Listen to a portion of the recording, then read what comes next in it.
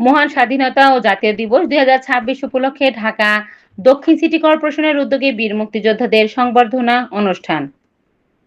মুক্তিযুদ্ধের চেতনা টিভি মানিকগঞ্জ জেলা প্রতিনিধি বীর মুক্তিযোদ্ধা মোহাম্মদ আজহার হোসেন। ঢাকা দক্ষিণ সিটি কর্পোরেশনের ডিএসসিসি প্রশাসক বীর মুক্তিযোদ্ধা মোহাম্মদ আব্দুস সালাম বলেছেন, মুক্তিযোদ্ধাদের কোনো দল নেই, তারা পুরো দেশের।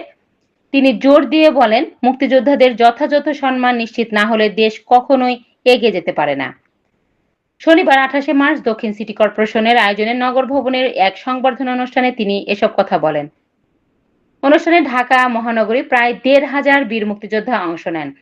এতে উপস্থিত ছিলেন মুক্তিযোদ্ধা বিষয়ক মন্ত্রী আহমেদ আজম খান।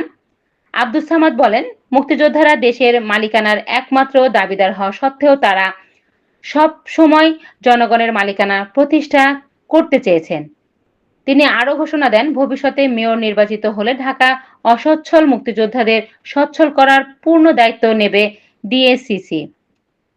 পাশাপাশি তিনি মুক্তিযোদ্ধাদের জন্য বিনামূল্যে চিকিৎসা, আবাসন, উন্নত পরিবহন সুবিধা নিশ্চিত করতে মন্ত্রীর দৃষ্টি আকর্ষণ করেন।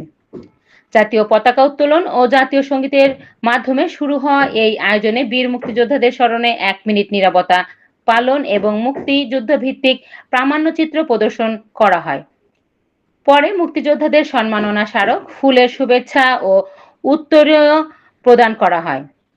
অনুষ্ঠানে বীর মুক্তিযোদ্ধাদের পক্ষে স্মৃতিচারণ করেন ক্যাপ্টেন নুরুল হুদা পিএসসি, নাইম জাহাঙ্গীর, সাদেক আহমেদ খান, ইশতিয়াক আজিজ, উলফাত এবং জয়নাল আবেদিন সহ আরো অনেকে। সংবর্ধনা শেষে মনোজ্ঞ সাংস্কৃতিক অনুষ্ঠানের আয়োজন করা হয়। এতে অংশ নেন বেবি নাজনীন, ইথুন বাবু, রেজিয়া পারভিন, মৌসুমী চৌধুরী এবং শিবা সানু সহ প্রখ্যাত শিল্পীরা। পাশাপাশি ডিএসসিসি পরিচালিত স্কুলের শিক্ষার্থীরা দেশাত্মবোধক গান এবং নৃত্য পরিবেশন করে অনুষ্ঠানকে আরো প্রাণবন্ত করে তোলে।